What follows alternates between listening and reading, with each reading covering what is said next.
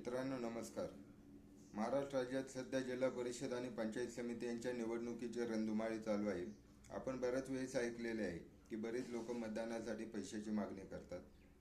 तर असे काही जातींचे जनसमूह आहेत का जे जातीचे जनसमूह पैसे घेऊनच मतदान करतात?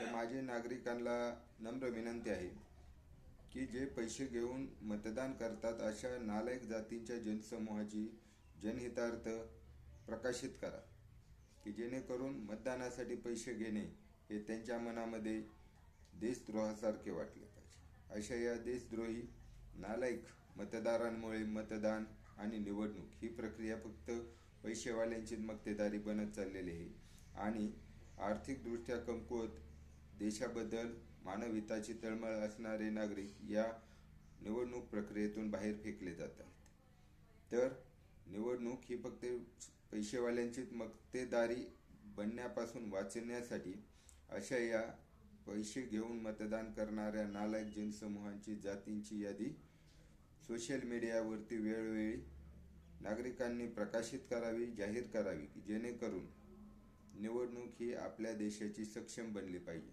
धन्यवाद. मी बारामतीचा दोस्त वार्ता अजित लोंढे.